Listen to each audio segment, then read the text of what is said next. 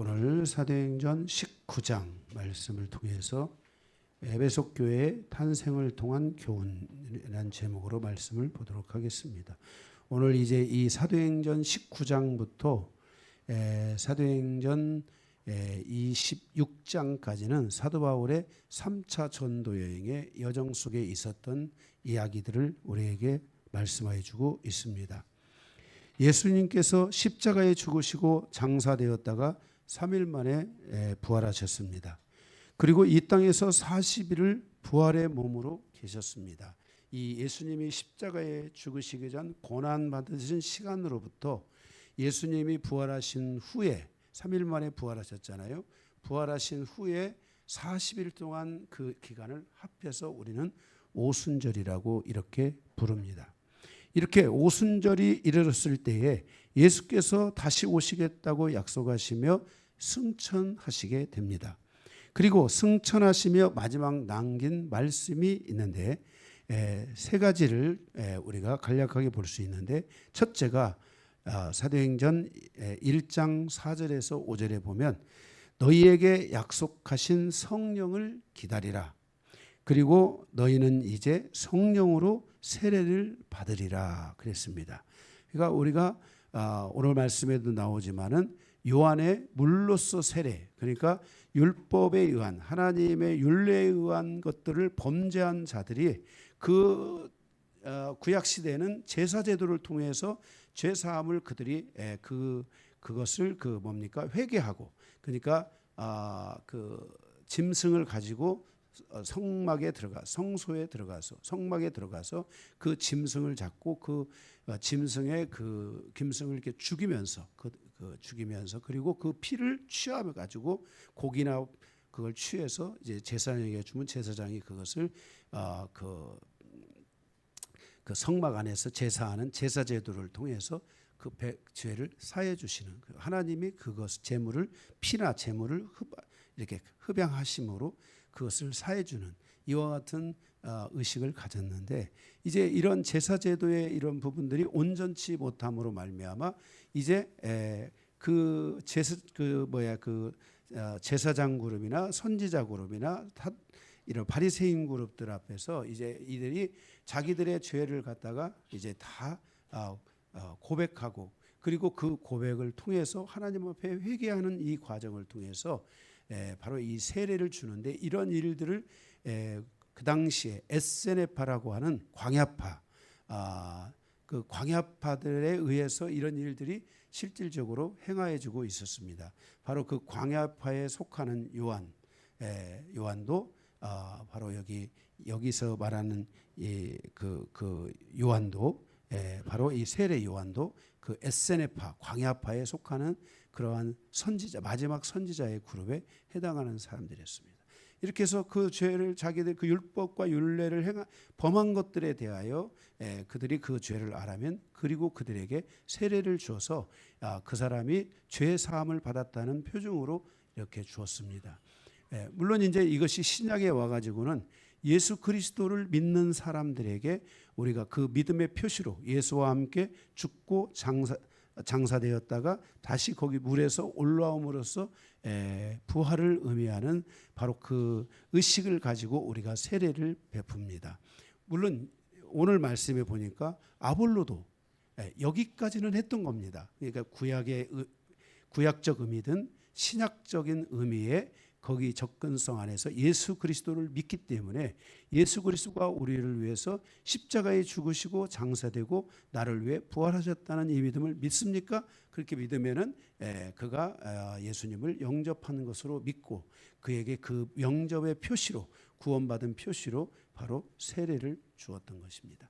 그런데 이제 예수가 오셔서 예수가 성령이 임하심으로 예수는 이제 거기에 그치지 않고 성령으로 세례를 주는, 그래서 불로 세례를 주는 이런 일들이 나는 성령과 불로서 너에게 세례를 주리라 이렇게 말씀하셨는데, 이제 초대교회에 바로 마가의 다락방에서 이제 성령이 강림하시잖아요.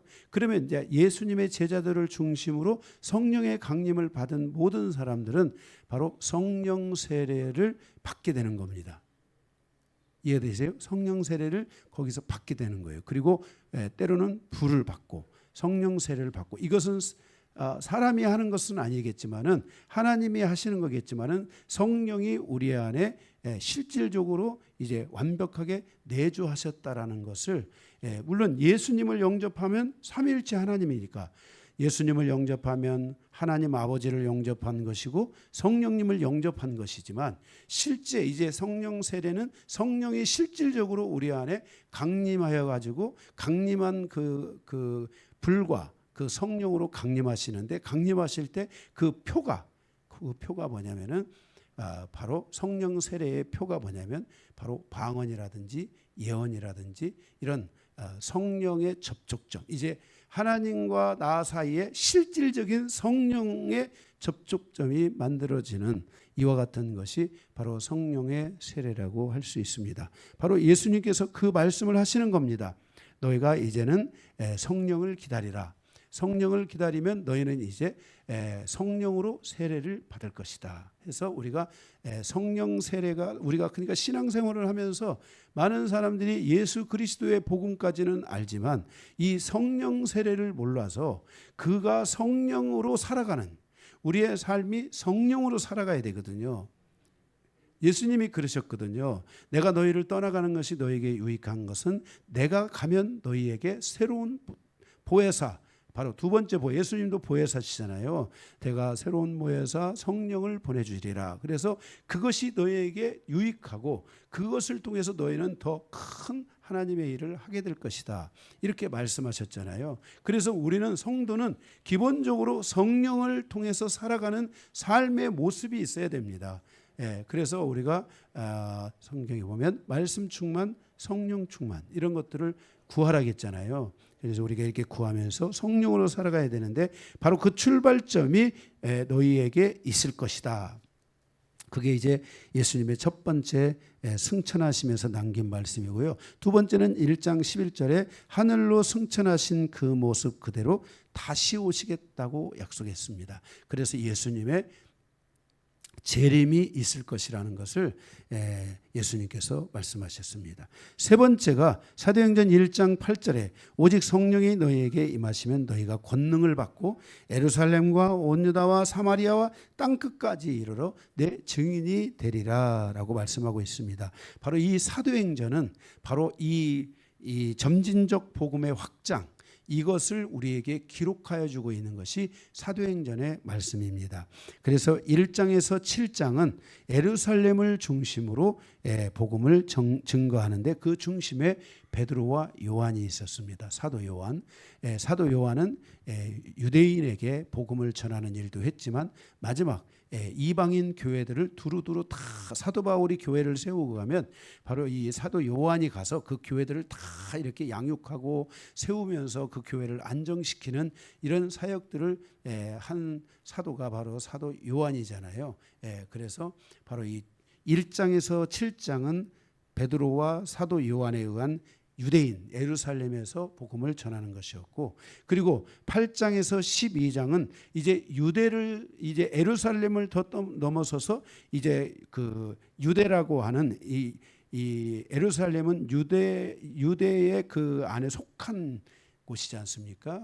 그래서 그 유대 예루살렘보다도 조금 더 확장된 이스라엘의 영토, 그리고 그 이스라엘의 영토에서 조금 더 가면은 이제 북이스라엘에 가지고 12지파가 있는, 바로 그 12지파가 있는 그 북이스라엘의 수도가 사마리아입니다.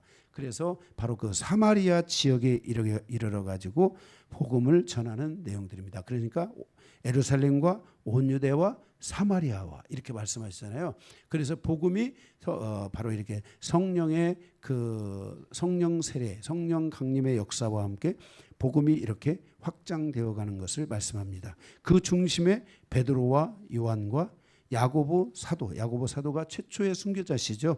야고보 사도와 스데반 집사도 집사 중에서, 평신도 중에서는 가장 첫 번째 순교자인데, 이 사도와 이 집사님들을 포함해서 가장 먼저 순교한 분이 바로 이 스데반 집사잖아요. 그죠? 그래서 이 스데반 집사와 빌립 집사가 바로 사마리아 광야로 나아가서 에티오피아 내시, 그 이집 지금의 아프리카에 있는 에티오피아입니다. 똑같은 나라입니다. 그 에티오피아 내시에게 복음을 전해서 그들이 하나님의 이 복음을 받아들이게 하는 이 역할을 하는 데 있어서 하나님께서 빌립 집사를 사용해 주고 있는 것을 보게 됩니다. 이렇게 해서 12장까지 예루살렘과 온 유다와 사마리아, 이제는 사도행전 13장에서 28장은 복음이 땅끝까지 가는 이 과정에 하나님의 일하심이 어떤 것인지 우리를 보여주고 있습니다. 그리고 오늘 사도행전은 바로 그 땅끝이라고 할 때 그것은 바로 로마 제국의 심장부라고 할 수가 있겠습니다. 그 당시에 그 로마 시대, 로마가 세계를 통치하고 있는, 로마 제국이 세계를 통치하고 있는 그때는 바로 그 로마는 세계로 가는 바로 출발점이다. 그래서 모든 길은 로마로 통한다. 이렇게 말할 정도로 로마로부터 이제 전 세계가 통치를 받는 이런 일들이 있었던 것입니다. 왜냐하면 그때 당시에 그 로마 제국이라는 그 제국의 그 영역이 유럽, 그리고 아프리카, 그리고 남미, 북미 쪽 그쪽까지 해서, 그리고 아시아의 이 중국의 그 어떤 일부분, 그 경계선까지, 이렇게 이 복음이 전 세계를 바로 이 로마 제국이 다스리고 있었는데, 그래서 사도 바울이 로마에 오늘 가고자 했던 것입니다. 그래서 로마에 가서 그 로마 교회를 세우지 않습니까? 바로 그 로마의 교회에 이제 거기가 바로 복음의 이제 그 전 세계로 가는 복음의 그 역할을 하게 되는 그 출발점이 바로 되었던 것을 보게 됩니다. 그래서 오늘 사도행전은 13장에서 28장까지 이제 이 복음이 땅끝까지라고 하는 그 의미로서 로마까지 가게 되는 여정을 우리에게 보여주고 있습니다. 사도 바울의 1차 전도여행에서 4차 전도여행을 통해 하나님의 복음이 전해졌는데, 사도 바울의 1차 전도여행은 AD 46년에서 49년 정도 3, 4년 동안 이루어졌고, 그 내용이 사도행전 13장에서 15장까지 거기에 말씀되어지고 있습니다. 이때 이 1차 전도여행의 특징은 수리아 안디옥 교회에서 파송을 받은 바울과 바나바는 지금의 이 터키의 이 지도 좀 한번 열어주실래요? 이 지금의 이 복음이 이 터키의 중심부인 갈라디아 지방을 중심으로 전도가 되어졌습니다. 여기가 지금 예루살렘이잖아요. 이스라엘 땅이잖아요. 복음이 수리아 안디옥, 여기가 우리가 지금 말하면은 시리아 아시죠? 전쟁하는 시리아. 그 시리아를 통해서 이 복음이 구브로를 거쳐서 여기 그 밤빌리아 이쪽을 거쳐 가지고 이쪽, 이게 지금 여기가 지중해잖아요. 여기 지중해이고, 여기가 터키라고 합니다. 터키. 사도 바울이 여기가 갈대아 우르에서 그 갈대아 우르에서 하란에서 이렇게 오잖아요. 여기 하란이 여기가 있습니다. 이쪽에 이 정도에 하란이 있는데, 바로 여기에 지금의 여기에 그 무슨 그 걸프전을 했던 나라가 이라크가 여기에 있고, 이란이 이쪽에 있습니다. 사우디아라비아가 이쪽에 있고, 여기가 이제 이 리비아 쪽, 이쪽 아래쪽, 이쪽이 바로 이집트, 여기 지금의 여기 리비아라는 나라가 지금 있죠. 리비아라는 나라가 여기에 이렇게 있습니다. 그래서 이 복음이 이렇게 가서 이쪽, 이 터키의 이 중심부에 갈라디아라고 있잖아요. 이쪽 중심으로 이렇게 하나님의 이 복음이 이렇게 1차 전도여행에서 복음이 전해지게 되는 것을 볼 수가 있습니다. 그대로 좀 더 놔두세요. 그리고 2차 전도회, 바울의 2차 전도여행은 그대로 한 1년 정도 그 준비 기간을 가지고 AD 51년에서 53년, 이 기간도 역시 한 3년 정도의 기간인데, 사도행전 15장에서 18장까지이며, 이 2차 전도여행의 특징은 터키 전역, 그러니까 이 아시아이죠. 터키 전역에 이 복음을 전하기 위해서 사도 바울이 이쪽이 라인에서 이쪽에 전체적으로 사도 바울이 복음을 더 전해야 되겠다라고 이렇게 사도 바울이 계획을 했는데, 사도 바울이 막 출발하려고 하는데 밤에 성령께서 환상 중에 나타나셔가지고 너는 아시아의 복음을 전하지 말고 너는 그 복음을 가지고 유럽으로 가라, 이렇게 성령께서 말씀하셔서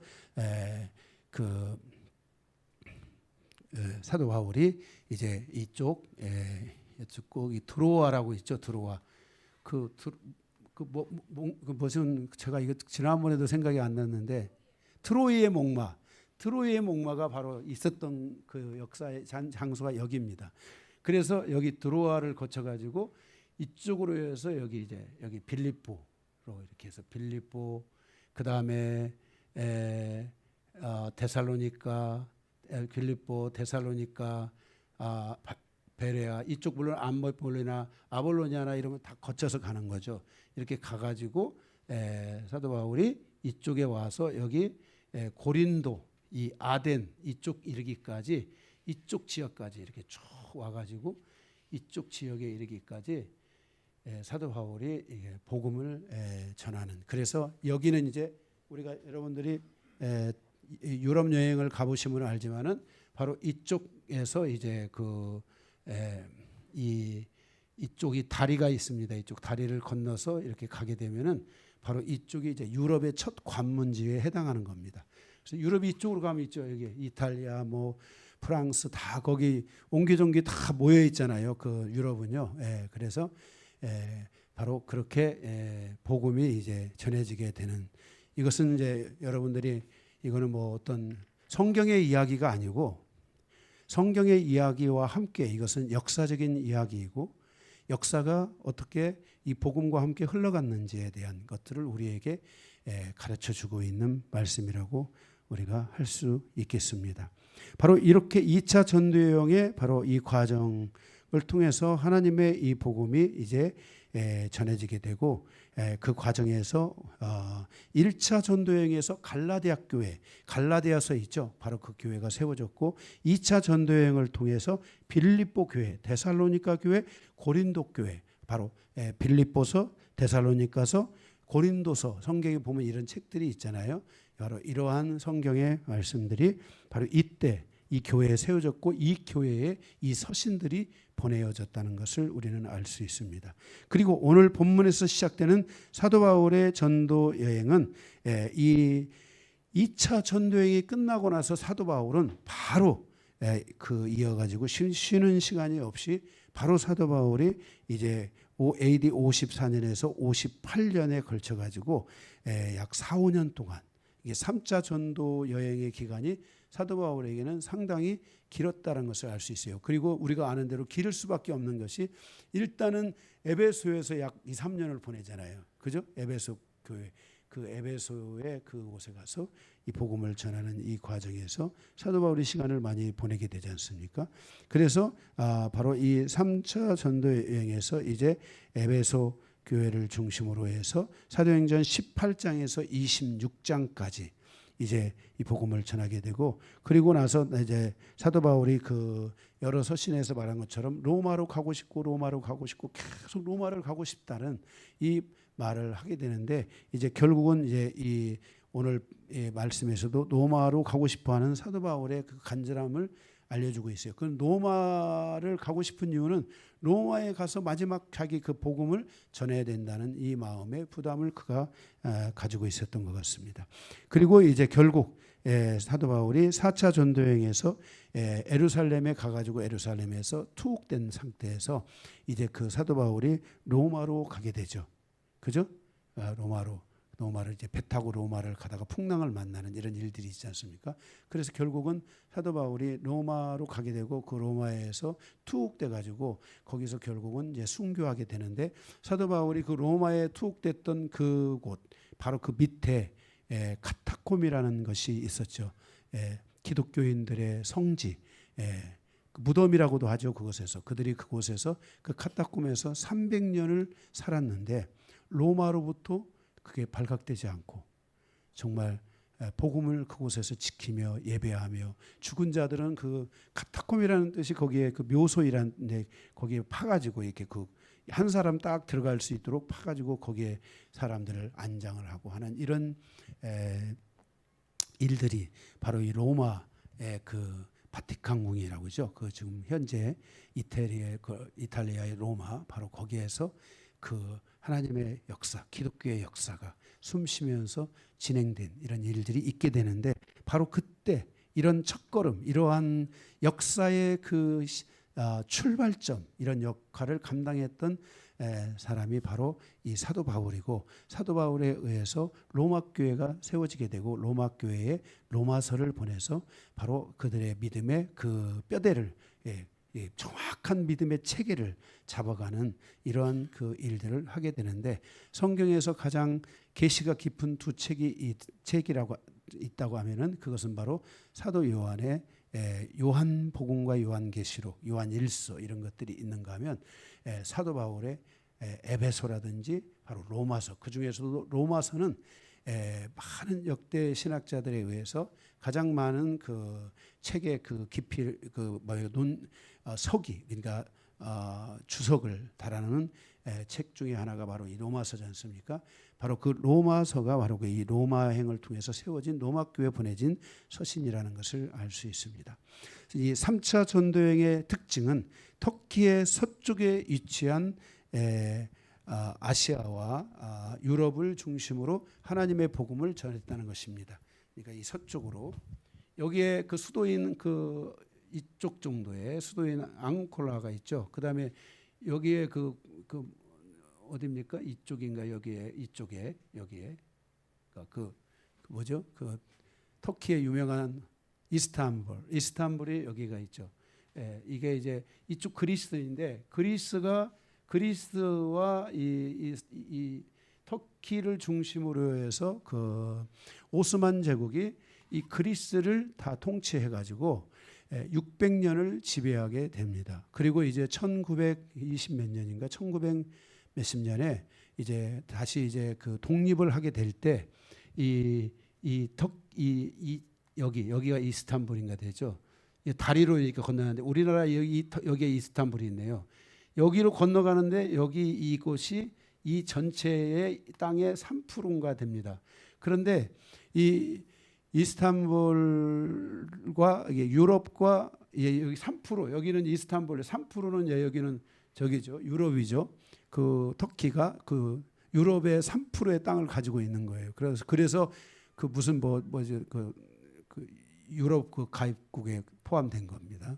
그런데 이 3%를 가지고 있는데 이제 여기에 그 DLENC라는 우리나라 그 건설회사가 세계에서 가장 긴 다리, 세계에서 가장 긴 다리를 놨습니다.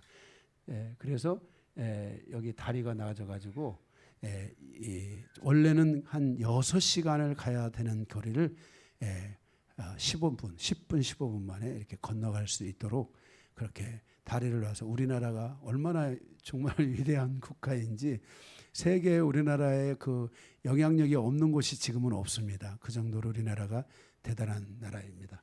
그래서 이제 이제 독립이 될 때 이게 그리스 땅이잖아요. 여기가 다 이게요. 그리스 땅이잖아요. 이게 이만큼 그리스 땅인데 이런 섬들이 다 이 투르키에 속한 섬들입니다. 그런데 마지막 이 빅딜을 할 때 이 이스탄불을 우리에게 달라. 이스탄불을 달라. 그러면 이 섬들을 다 너에게 주겠다. 해서 그리스가 세계에서 가장 많은 섬을 가지고 있는 나라예요. 그렇게 그런 나라이고 그래서 그 섬이 이렇게 그리스로 왔는데 이 터키는 이스탄불의 그 인구의 그 대부분의 인구가 바로 이스탄불에서 살고 있습니다. 이스탄불에서 살고 있어요. 그래서 이렇게 이 튀르키예와 이 그리스와의 그러한 관계도 있고 그럼에도 불구하고 이 오스만 제국이 그리스를 지배하면서 이 무슬림의 그 신앙을 그들에게 주고자 했지만은 600년 동안이나 그들은 그 무슬림의 신앙을 받아들이지 않고 기독교의 신앙을 그들이 지켰다는 거예요. 누가? 그리스 사람들이. 예, 그래서 그들이 독립이 되고 나서 투르키에는 여전히 무슬림의 국가로서 존재하고, 무슬림의 어떻게 보면 정말 중요한 산실 중심지라고 할 수 있어요. 그래서 이스라엘이 전쟁할 때 누가 탁 등장해요? 터키가 등장하잖아요. 그 이유가 무슬림들의 가장 중심적 역할을 하는 나라가 바로 이 터키이기 때문에 그렇습니다. 그래서 터키는 지금도 무슬림, 그리스는 지금도 기독교 국가로서 이렇게 존재하고 있는 것을 볼 수 있습니다. 저희가 성지순례를 그때 다녀오면서 느낀 것은 뭐냐면 그리스는 아직도 좀 어렵게 살아요. 어렵게 사는데 딱 가보면은 그 느낌은 자유롭다는 거. 정말 이 무슬림의 어떤 그런 영향력 아래 있는 그 터키 지역은 가면은 조금 더 잘 살아요. 그런데 가보면 뭔가 구속이 돼 있고 뭔가 좀 조심해야 되는 이런 것들이 많이 이렇게 있는데, 우리가 이 그래서 그리스는 이런 섬들 이런 데를 다 이 파란색과 하얀색으로 다 해가지고 그 뭐 그레데 섬입니까? 여기 어딘가에 있죠. 여기 이쪽 여기인가요? 여기 그레데 섬 여기인가? 여기가 굉장히 유명한 그 관광지죠. 그래서 파란 지붕에 뭐 이렇게 섬, 그죠? 그렇게 해서 아주 유명한 그 곳이죠. 거기 가보고 싶었는데 못 갔어요. 고린도로 가는 바람에 거기를 못 갔어요. 거기를 가려면 고린도를 가지 않고 그 여정을 그쪽으로 틀어야만이 거기를 그래도 다녀올 수가 있다고 합니다. 크루즈 배를 타고 가면은 바로 그 섬에 돈답니다. 그래서 이렇게 저희들이 하나님의 은혜로 잘 다녀왔습니다. 이렇게 바로 이 터키의 이제 이 서쪽, 이쪽 지금 이쪽이 서쪽이잖아요. 복음은 이제 서쪽으로 흘러가잖아요. 이렇게 전 세계로, 그죠? 그래서 복음이 이 서쪽에서부터, 여기가 서쪽이었죠. 여기서부터 시작해서 서쪽으로 유럽으로, 또 서쪽으로 남미로, 북미로, 또 서쪽으로 계속 돌아서 오세아니아, 아시아, 중동, 이 중앙아시아, 이렇게 하나님의 복음이 지금 서쪽으로 이렇게 흘러서 지금 대한민국도 이 복음을 받아들인 지가 몇 년 됐다고요? 약 140년 정도가 됐습니다. 그죠? 이렇게 하나님의 이 놀라운 이 역사의 여정이 5,000년의 시간을 거쳐오는 과정에서 우리에게 이 복음이 온 시간은 불과 140년밖에 안 되지만, 대한민국은 이 경제적인 강국으로서 도약했을 뿐만 아니라 이 신앙의 국가로서 도약하는 이 놀라운 여정을 대한민국이 이루어냈다는 것은 하나님의 축복이 아닐 수가 없습니다. 그래서 우리가 하나님이 우리에게 주신 이 복음을 우리가 이제 잘 지키고 우리가 이 복음을 증거하는 자로서의 삶을 살아가야 되지 않는가 생각합니다. 바로 오늘 이 사도행전 본문 이 19장은 터키의 서쪽에 있는 소아시아에 속한 바로 에베소의 복음을 증거하는 장면들을 우리에게 보여주고 있습니다. 바로 이 에베소, 우리 사진 먼저 보고 지나갈까요? 에베소 사진 좀 잠깐 보고 지나갑시다. 이 에베소를 우리가 가게 됐는데, 바로 이런 이 에베소의 그 당시에 그 로마 제국 하에서 이 번성했던 시대, 이 모든 이 건축 양식은 제가 이제 전에 이 건축 양식 미술 제가 하겠는데, 이 건축 양식들은 다 이게 그 헬라의 건축 양식을 본따왔지만은 이제 이 그 본따온 헬라의 양식을 로마는 그대로 받아들여서 그 로마의 이게 양식, 이게 건물들이 이런 대리석입니다. 이때 대리석으로 다 이렇게 지고, 또 사진이 또 있죠. 이렇게 다 대리석으로 이렇게 다 해가지고 했는데, 이게 이런 것들이 바로 이제 오스만 제국에 의해서 이런 모든 건물들이 다 무너지는 거예요. 이게 무슬림은요, 무슬림의 특징은 그런 것 같아요. 역사의 고전적인 역사의 그 가치를 지니고 있는 이런 모든 것들을 다 헐어버려요. 이스탄불의 소피아 성당이라는 성당이 있는데, 그 소피아 성당을 색깔을 다 무슬림 색깔로 바꿔버리고요. 거기에다가 그 무슬림 그 모스크 그 탑 있잖아요. 그런 걸 갖다가 세워놓고요. 바꿔버려요 다. 그래서 이게 다 무슬림화 시키는 거예요, 모든 게. 그 옛날 IS라는 그 그 뭐라고 그래 그거 보고 예? 무력단체, 그렇지, 무력단체. 그 무력단체들이 다니면서 그 모든 문화재를 다 파괴시키잖아요. 그러니까 이 무슬림이라는 사람들은 무슬림 이외에 다른 건 이 땅에 존재하면 안 된다 하고 이렇게 생각하는 것 같아요. 그래서 역사 지우기 이런 것들을 다 하고, 그리스에서도 600년 동안 기독교적인 모든 흔적들을 다 지운 거예요. 거기다가 막 페인트가 아니라 그 뭐예요, 세멘트를 바르고 막 이렇게 해가지고 그 모든 것들을 다, 그런데 그게 그냥 세월이 흐르면서 툭 떨어졌는데 거기에 보니까 그게 이제 그때 거기에 그 뭐가 있었는지, 600년이라는 시간이 얼마나 깁니까? 그죠? 네.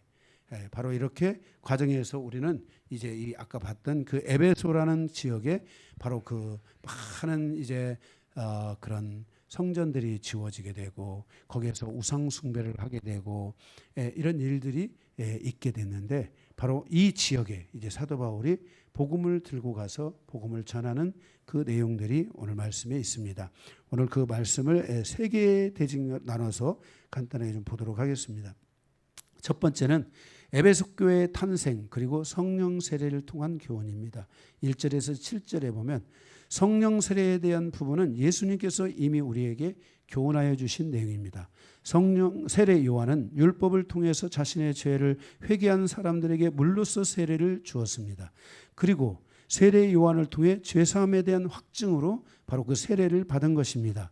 그러나 예수님께서는 성령 세례를 받고, 그가 먼저 성령 세례를 받고 예수님께서 성령의 강권적인 역사를 통해서 사람들에게 성령 세례를 주게 하므로 이제 율법을 통해서 우리의 죄를 발견하고 깨닫고 회개하는 것이 아니라 성령이 우리 안에 오시면 성령이 우리의 죄를 고발하고 우리의 죄를 드러나게 한다겠죠. 그래서 여러분들이요, 교회 신앙생활을 하면서요, 여러분들의 삶에 그런 여러 가지 힘들고 어렵고 묶여 있는 것들이요, 여러분들의 삶에 이것들이 다 뜬다면 좋은 겁니다. 왜냐하면 그것을 성령이 하고 계신다는 거예요. 여러분들의 예를 들어서 아픔과 질병과 정신적인 어려움들이 있잖아요. 이게 여러분에게 숨어 있으면 평생을 가는 거예요. 약물로서 그거를 제재하면서 가지만 평생을 가는데, 만약에 성령이 여러분들에게 그것을 여러분들이 뜬다, 그것들이 여러분에게 뭔가가 뜨고 있다, 이거는 굉장히 좋은 현상이에요.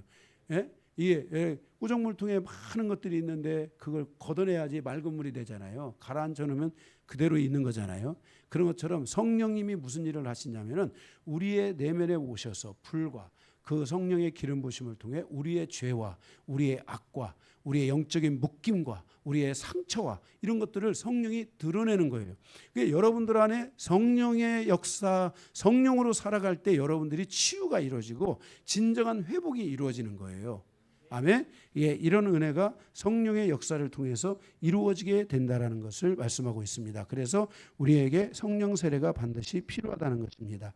그리고 사도행전 1장 4절 5절에 아까도 말씀드린 것처럼 이제 너희는 성령의 강림이 있고 성령 세례를 받고 그리고 이제 성령 세례를 주게 되는, 그래서 성령의 강력한 체험이 있는 신앙생활을 하게 될 것이라고 말씀했고, 이 사역을 이방인을 통해 증거한 것이 바로 사도 바울입니다. 그래서 유대인은 신앙을 가지고 있지만 유대인은 율법에 머물러 있고, 사도 바울에 의해서 이방인 교회는 성령을 통해서 바로 이 하나님의 성령의 역사가 전 세계를 향하여 강타하기 시작하면서 사람들이 뭐예요? 살아나고 치유되고 회복되고 하나님의 부흥이 오고, 이런 놀라운 역사가 이방인들에게 더 강력하게 나타난 거죠. 아멘. 예, 바로 이것이 복음의 역사라는 것을 말씀하여 주고 있습니다. 그래서 우리가 사도행전 18장 24절에 바울이 에베소에 이르렀을 때 아볼로가 사람들을 이렇게 성경 공부하듯이 가르치고 있었습니다. 19장 1절에 아볼로는 고린도에 가고 바울이 에베소에서 12명의 제자를 만나게 됩니다. 19장 2절에 보면 너희가 믿을 때 성령을 받았느냐, 그러니까 나는 성령이 있는 것도 몰랐다 이렇게 말하자 그들이 19장 3절에서 5절에 보면 제자들이 예수님을 믿고 있는 믿음의 고백을 하게 되고, 그리고 그들에게 다시 세례를 주게 되고, 아마 세례를 안 받은 것 같아요. 세례를 주게 되고, 그리고 그들을 향하여 안수하니까 성령이 그들에게 임하서 성령 세례에 의해서 그들이 방언도 하고 예언도 하는 장면이 에베소 교회에서 구체적으로 최초로 이렇게 구체적으로 이런 것들이 확 드러나는 이런 일들이 에베소 교회에서부터 시작됐다는 것입니다. 그래서 에베소 교회는 바로 그리스도의 몸의 완성, 그 교회의 완성도를 우리에게 보여주는 것이 에베소서라고 할 수가 있겠습니다. 이렇게 사도행전 19장의 말씀을 통해서 우리도 성령 받기를 사모하고 기도해야 됩니다. 여러분들에게 성령의 역사가 와야지 우리가 변합니다. 저도 이 영성의 시간, 제가 이 기도하는 시간을 제가 18년 전에 시작했잖아요. 그 전에 제가 18년 동안의 목회를 해왔지만은 사실 저도 이렇게 성령의 사역에 대한 것들에 대해서 좀 부정하고 그냥 제자 훈련하고 성경 공부 가르치고 그냥 전도하고 이런 삶에 제가 목회가 전반기가 그렇게 왔습니다.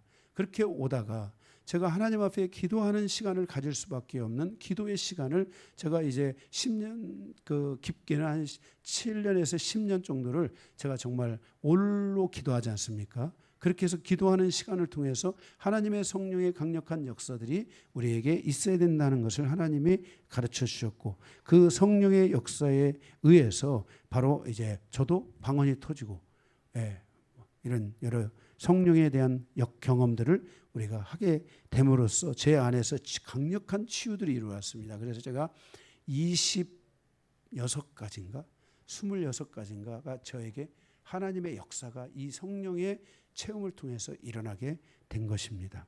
바로 이것을 통해서 이제 우리 영광교회도 그렇게 함께 세워져 가면서 성도들의 삶에 하나님의 치유와 은혜가 함께하게 된 것입니다. 바로 이 성령 받기를 우리도 사모하고 기도해야 됩니다. 성령 세례는 사람인 나와 하나님의 새로운 영적 만남의 그 중심에 바로 성령이 그 일을 하시는 겁니다. 그래서 성령은 그리스도의 영이기도 하고 아버지의 영이잖아요. 그래서 아버지와 나 사이에 성령이 그 중간 역할을 해주고 또 그리스도와 나 사이 바로 그리스도와 나 사이에 중간 역할을 해주는 분이 성령님이십니다. 그래서 우리가 이 성령님을 여러분들이 우리가 이런 거 있잖아요. 이런 분들이 있어요. 예수님을 마음에 영접하면 성령님을 영접한 것이다. 그러니까 성령 세례가 없다. 안 받아도 된다. 그러니까 그분은 성령의 체험이 있어요, 없어요? 없게 되는 거죠. 물론 삼위일체 하나님이니까 예수님을 마음에 영접하면 성령님도 계시고 하나님도 계세요. 그러나 그 성령의 실질적인 역사에 대한 체험은 바로 성령 세례로부터 우리에게 분명하게 이루어진다는 거예요. 아멘. 그래서 우리가 이 성령 세례가 우리에게 꼭 필요하다는 것을 우리는 알아야 됩니다. 성령 세례를 통해서 영적인 부흥이 열리고 영적인 삶을 체험하고 성령 안에서 기도하는 길이 열려야 할 줄로 믿습니다. 그래서 에베소 교회 탄생은 바로 이렇게 강력한 성령 세례의 역사를 통해서 탄생하게 됐다는 것을 우리에게 말씀해 주고 있고 교회도 교회 바로 그리스도의 몸도 이와 같은 성령 세례를 통해서 세워져 가야 된다는 것을 우리는 기억해야 됩니다. 두 번째로는 에베소에서 일어난 2년의 말씀 훈련과 성령의 역사를 통한 교훈입니다. 8절에서 20절인데 거기에 첫 번째는 말씀의 역사입니다. 8절에서 10절에 거기 8절에 보면 회당에서 하나님 나라에 대한 말씀을 강론합니다. 그러니까 교회는 하나님의 말씀을 강론해야 됩니다. 이 강해를 할 수 있어야 됩니다. 우리 교회도 참 우리가 이 신앙생활에서 한 20분 설교하고 30분 설교 이렇게 하고 성도들이 갑니다. 예배 드렸습니다. 그런데 성도들이 성장하지 못합니다. 10년, 20년, 30년을 가도 성도들의 믿음이 그대로입니다. 구원이 뭔지도 모릅니다. 자기의 영혼이 지금 어떤 신앙 안에서 어떤 상태에 있는지도 모릅니다. 왜? 20분, 30분 설교를 평생을 들어도 사람은 변하지 않습니다. 하나님의 이 말씀을 한 장 한 장 강론하면서 이 하나님의 말씀이 시간이 그게 50분이거든요. 우리 처음에 우리 교회는 2시간씩 설교를 했습니다. 그런데 많은 사람들이 왔다 갔습니다. 가도 제가 거기서 사람을 더하는 것에 목표를 두지 않고 한 사람이라도 진정한 신앙인을 세워야 되겠다 하는 마음을 가지고 제가 이 2시간 설교를 했습니다. 거기서 살아남으신 분들이 지금 여러분들이 그래도 살아남으신 겁니다. 지금은 설교가 1시간, 그래도 제가 그렇게까지는 길게 안 갑니다. 요즘은 정말 3시간까지도 했잖아요. 제가 그런데 지금 1시간 정도 하는데, 이 1시간 하는데 이 말씀을 강론해야 됩니다. 이게 한 장을 다, 이 한 장의 말씀을 이거를 풀어서 가야지 여러분의 평생에 성경을 한 번이라도 제대로 설교를 듣지, 2절, 3절, 뭐 5절 이렇게 설교 들어가지고 여러분 창세기가 뭐고 레위기가 뭐고 사도행전이 뭐고 요한복음이 뭐고 알 수 있습니까? 없습니다. 그냥 성경을 모르고 평생 신앙생활하다가 그냥 인생을 다 끝내는데, 성경에 보면은 마지막 주님께서 거룩한 자들을 뽑을 때, 주님이 오실 때 거룩한 자들이 먼저 들림을 받잖아요. 그들을 뽑을 때 하나님께서 거기 조건이 있는데, 그 중에 하나가 하나님의 이 말씀을 가지고 사랑하며 이 말씀을 가지고 산 자들입니다. 이 말씀을 지킨 자들인 것입니다. 예. 하나님께서 성경에 우리에게 66권을 주셨던 것은 성경 66권을 다 강해하라는 겁니다. 아멘?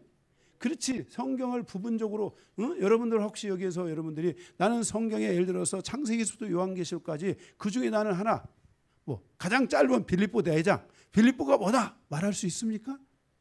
못하잖아요. 그게 왜 그래요? 하나님의 말씀을 여러분들이 제대로 가까이 하지 않고 교회가 그 일을 포기한 거예요.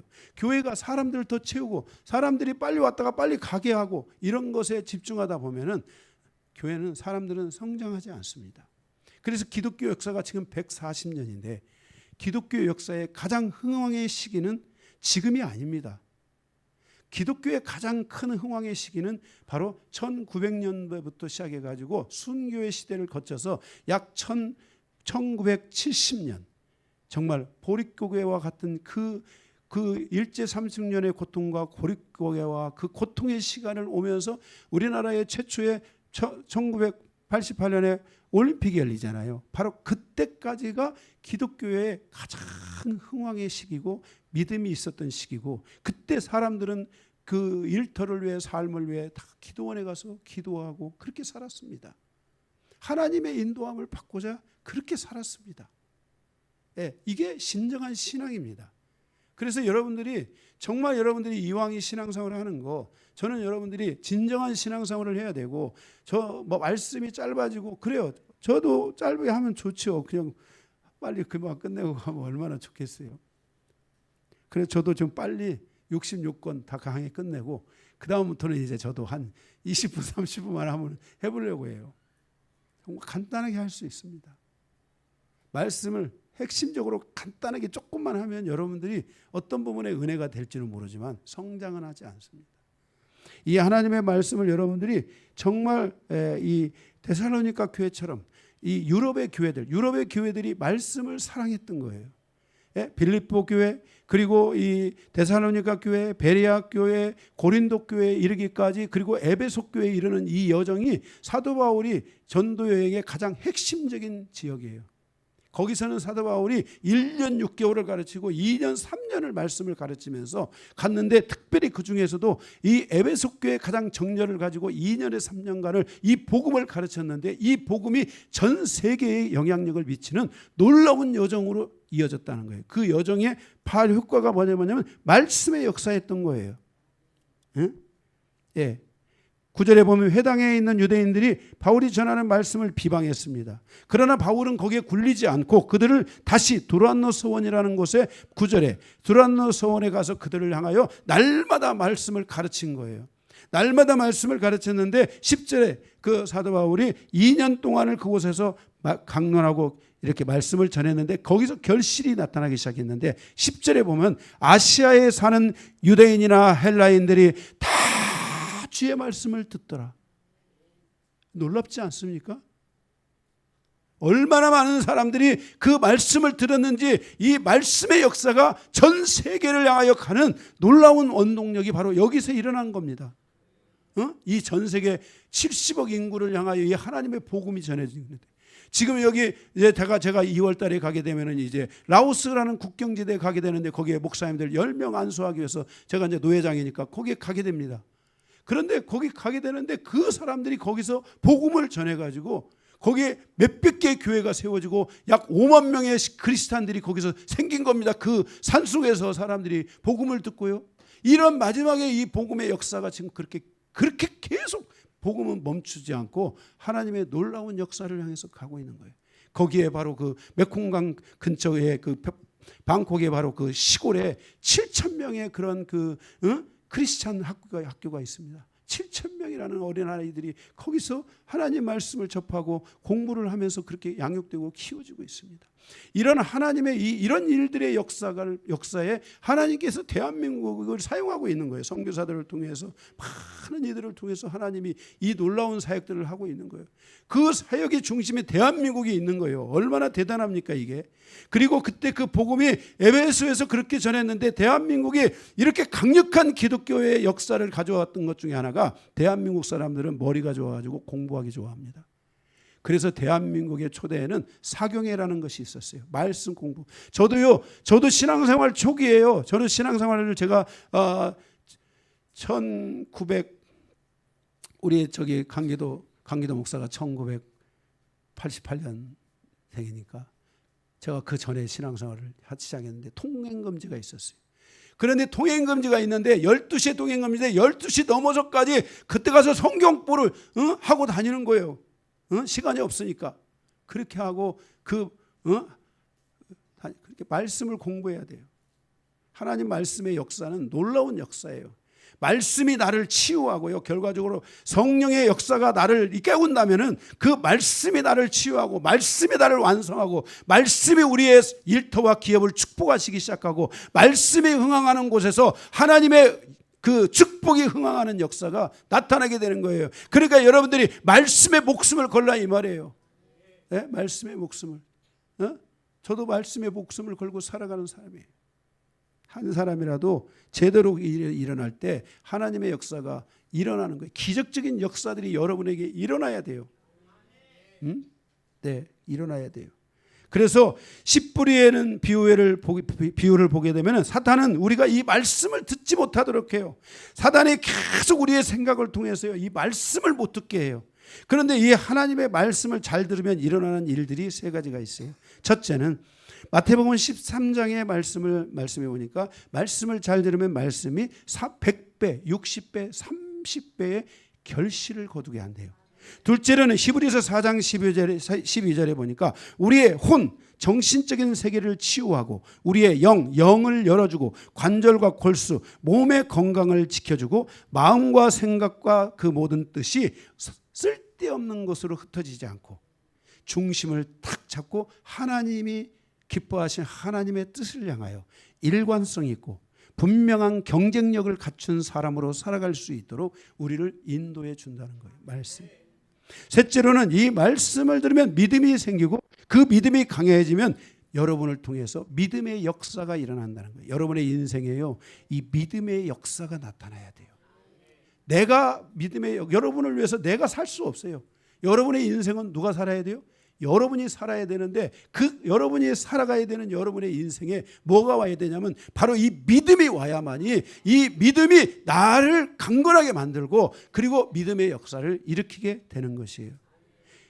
로마서 10장 17절에 믿음은 들음에서 나며 들음은 말씀으로 말미암는다. 그러니까 말씀이 없는 믿음은 가짜인 거예요. 하나님의 말씀이 있어야지 진짜 믿음인 거예요. 말씀이 나의 믿음을 양육하고 믿음이 나의 믿음을 키우고 말씀이 나의 믿음을 강하게 만들고 그 말씀이 나를 이끌어 가서 나에게 내가 하나님의 믿음은 하나님의 믿음이잖아요. 그런데 그 하나님이 원하는 데까지 가는 그 믿음을 우리가 가질 수 있게 되는 거예요.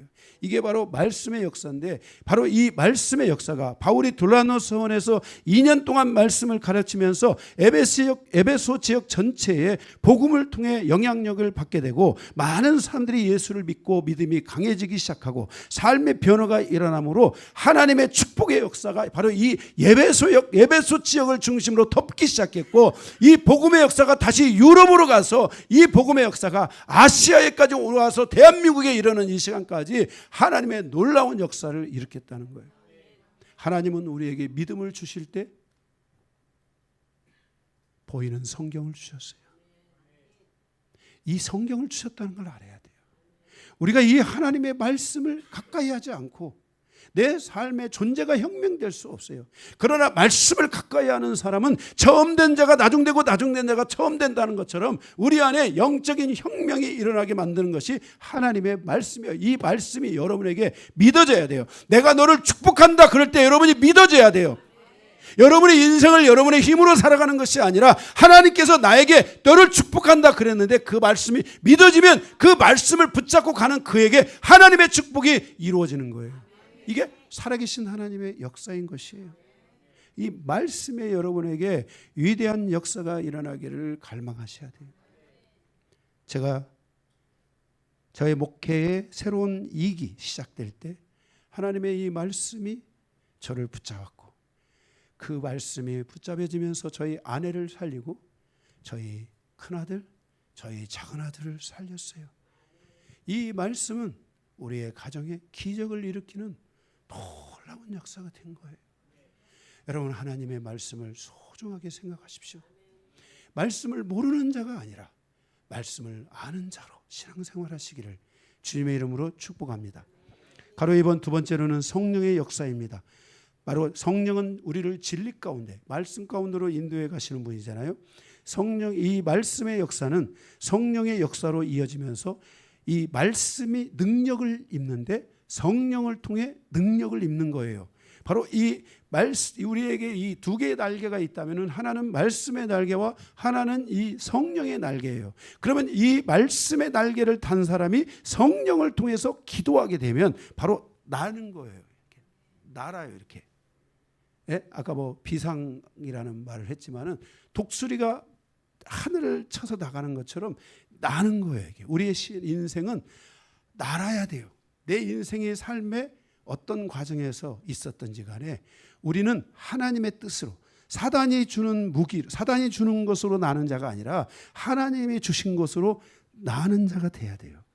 그 날게 하는 것이 그 능력이 바로 말씀과 성령이라는 것을 기억해야 돼요. 11절에 보면 바울을 통해서 능력이 나타나기 시작합니다. 말씀을 가지고 가르치니까 능력이 나타나는데 바로 그때 그 성령의 그 복음의 접촉점은 성령의 접촉점인데 바로 그 성령의 역사가 되는데 그 성령의 역사가 성령의 바람과 불과 같아서 그것이 더 큰 역사를 하게 하는 겁니다. 그러니까 말씀이 기름이라면은 이 성령은 불과 그 성령과 같은 거죠. 그거를 확 하게 하는.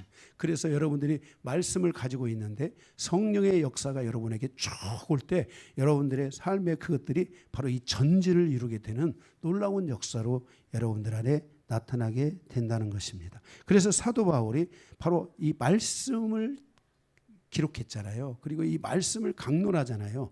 그런데 거기에 성령의 역사를 믿었단 말이에요. 성령의 놀라운 역사가 사도 바울에게 있었어요.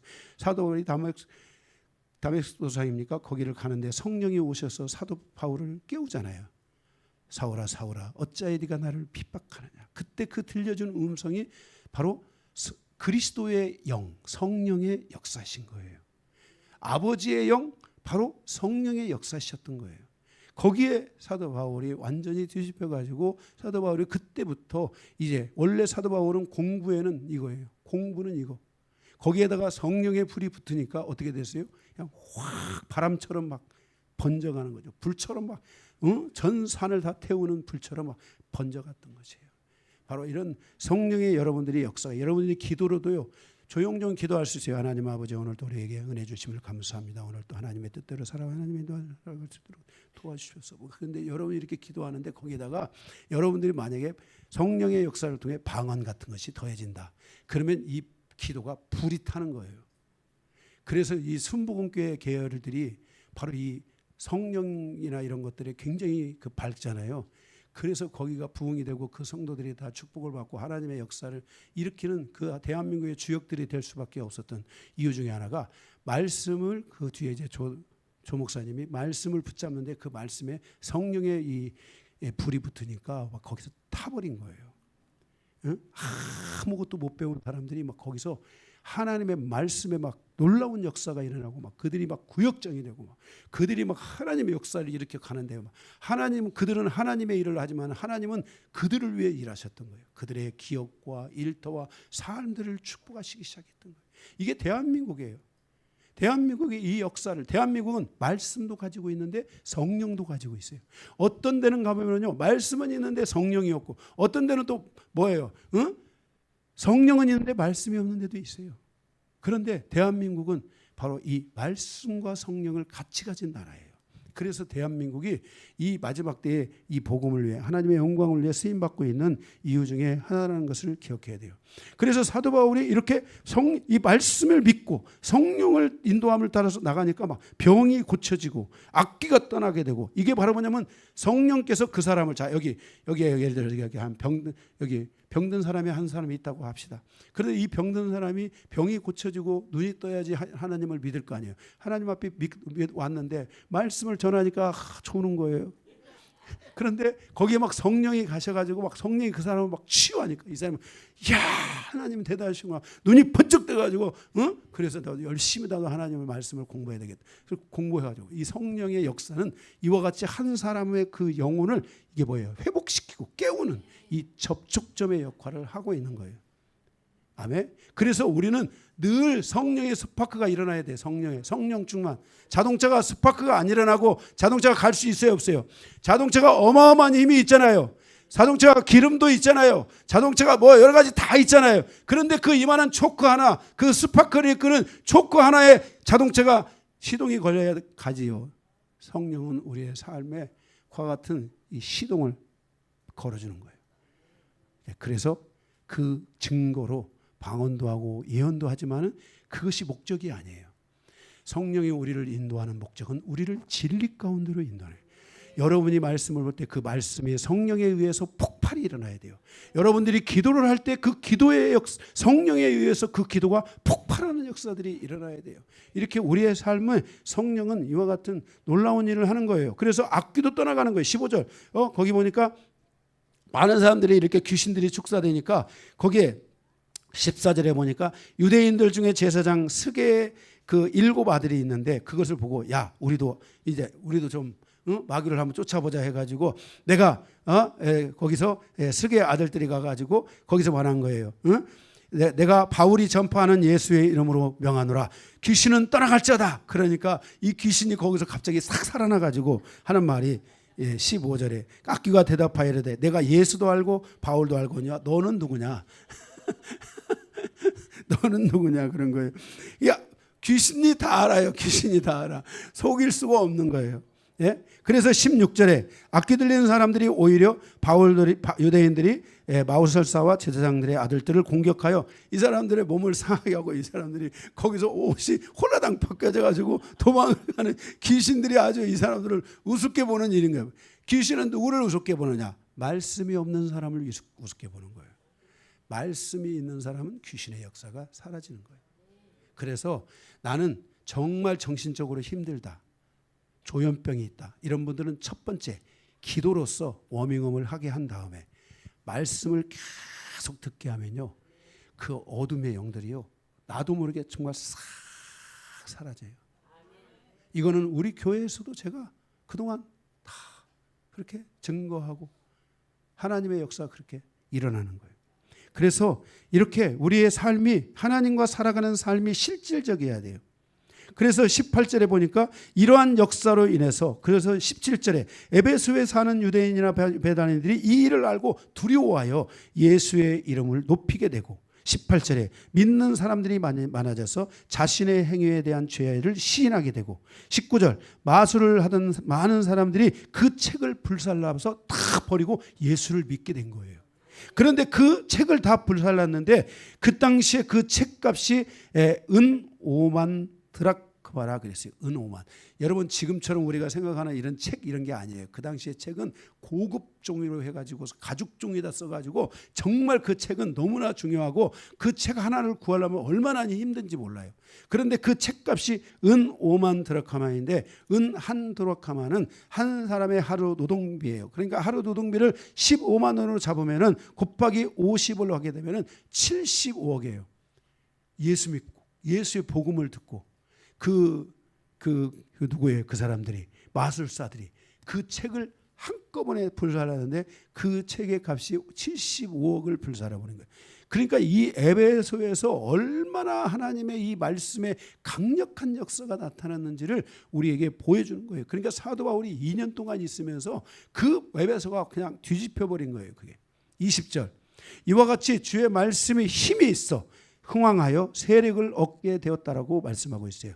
바로 에베소 교회로 인하여 그 당시 하나님의 복음이 엄청난 속도로 증가되는 계기가 마련된 것입니다. 그러니까 우리는 이 역사를 통해서 투르키에, 우리가 아까 봤던 투르키에는 사실적으로 보면은 거기가 다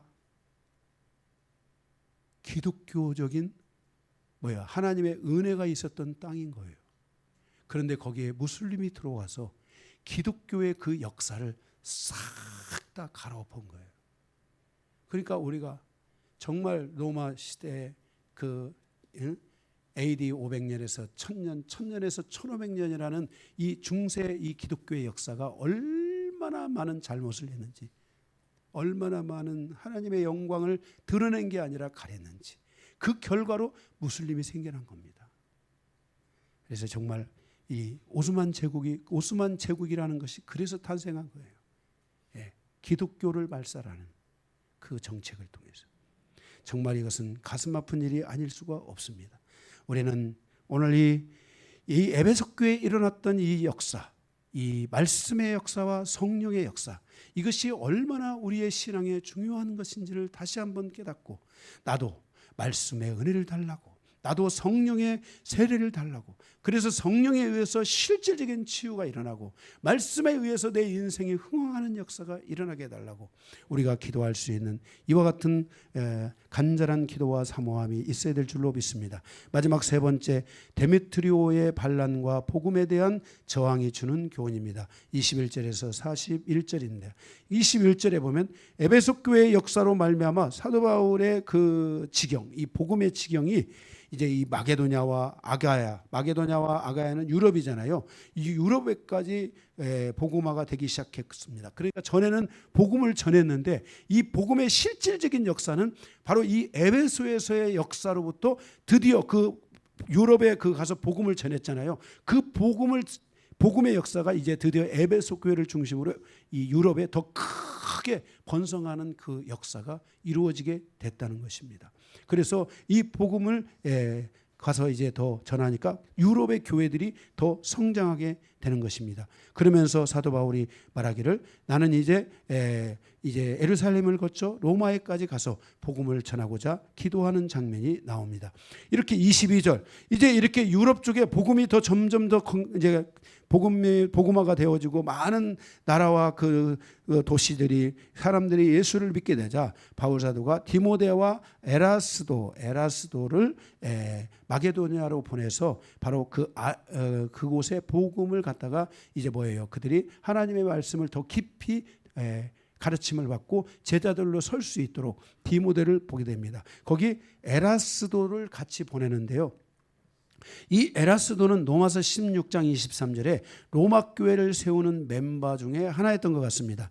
그래서 로마 성의 재무관이라고 나와 있습니다. 그의 직책이 로마 성의 재무관. 그러니까 로마의 성이 여러 가지가 있는데 그 중에 한 성의 재무관이었던 것 같습니다. 이 재무관이라는 말은 청직이라는 뜻입니다. 그런데 로마서 16장은 거기에 사도 바울이 많은 사람의 이름을 부르면서 거기에 그 인사를 하잖아요. 문안을 하고 인사하잖아요. 그런데 로마서 16장에 있는 모든 사람의 이름은 노예입니다. 그러니까 신앙을 선택하기 위해, 하나님을 믿기 위해 그 로마 시대의 로마 심장에서 그들이 하나님을 믿고 살아가기 위해 그들은 다 노예가 됐고 그들은 바로 노예의 이름을 가지고 있는 것입니다. 그래서 그들은 한 사람도 우리가 생각하는 그런 이름이 아니고 전부 노예의 이름이었다는 것을 알 수 있어야 됩니다. 그러니까 지금 이 에라스도는 이 재무관이었으니까 상당히 똑똑했던 사람 같아요. 그죠?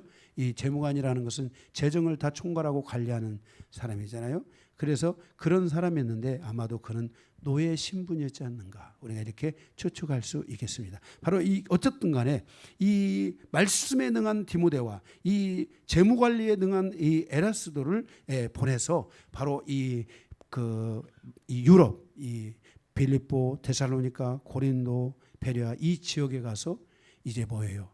이 하나님의 물권을 움직이고 하나님의 이 말씀을 움직이는 이런 일들을 유럽 교회에 쭉 전하는 이런 일들을 하게 되는 것을 보게 됩니다. 23절, 그때쯤 되어 이 도로 말미암아 적지 않은 소동이 일어나는 것을 보게 됩니다. 복음이 확장되어 갈 때 항상 사단의 공격이 있다는 것을 우리는 알아야만 할 것입니다. 거기 24절에서 29절에 보면 우상을 만드는 은세공업자 데메트리오가 있었는데 이 사람이 이제 우상을 만들어서 팔았는데요. 거기 혹시 아데미 우상이 있어? 아데미?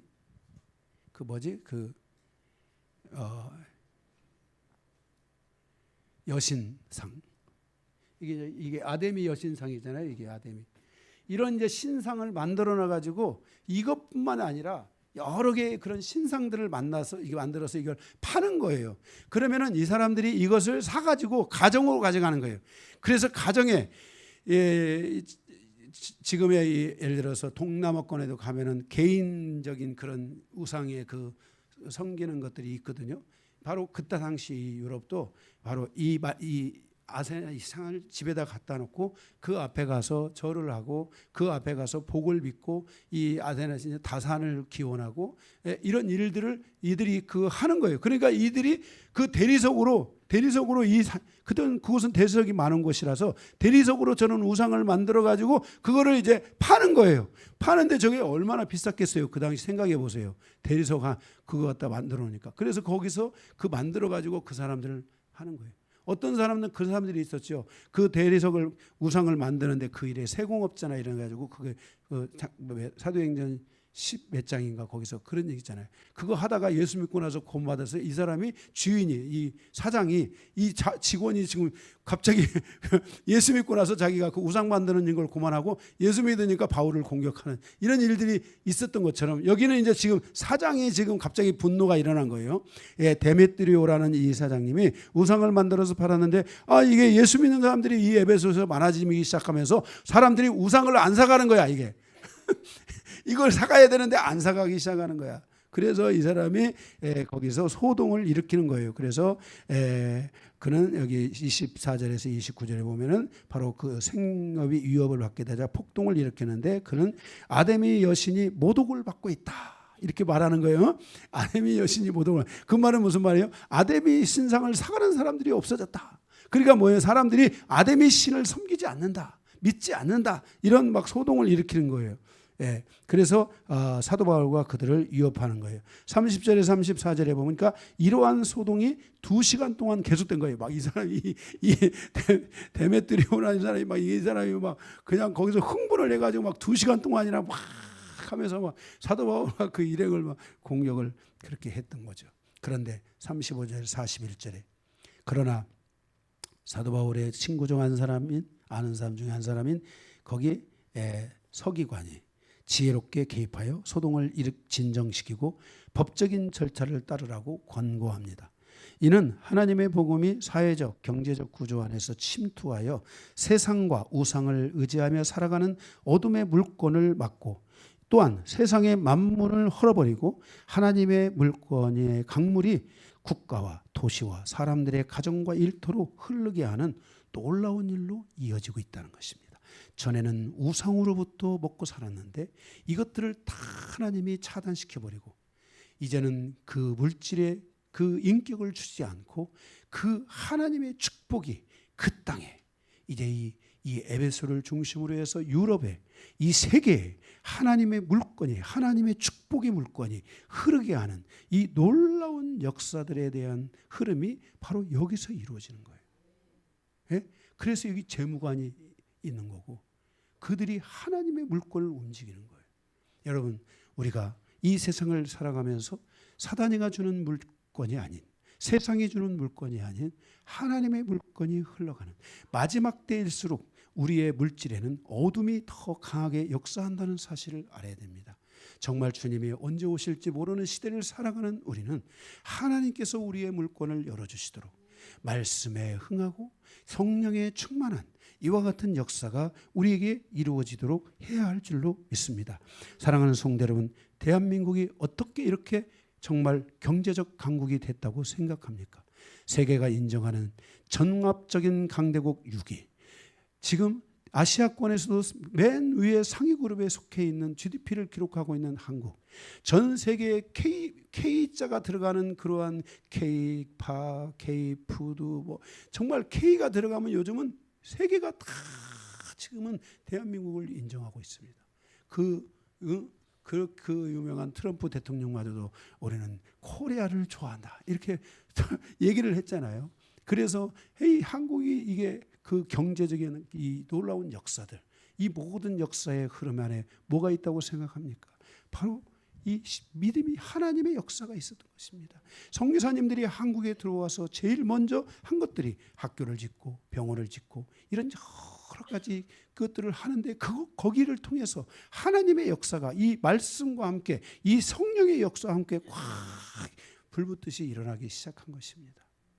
우리는 이 마지막 때를 살아가며 하나님께 도움을 구하고 하나님께 은혜를 구하고 하나님께 기도하는 이 진정한 이 믿음의 여정이 우리 안에 일어나야 될 줄로 믿습니다. 바로 이러한 승리는 곧 앞으로 이어질 세계 복음화와 그 복음화의 엄청난 결과로 말미암아 가져다 줄 놀라운 사건에 대한 예시, 이런 것들이 바로 담겨져 있는 것을 우리는 오늘 본문을 통해 볼 수 있습니다. 하나님의 백성은 하나님의 힘으로 살아가야 하고 하나님의 힘으로 살고자 하는 성도들은 말씀 충만과 성령 충만을 통해서 하나님의 역사가 나를 통하여 성취될 수 있도록 간절히 기도해야 될 줄로 믿습니다. 말씀을 마치겠습니다.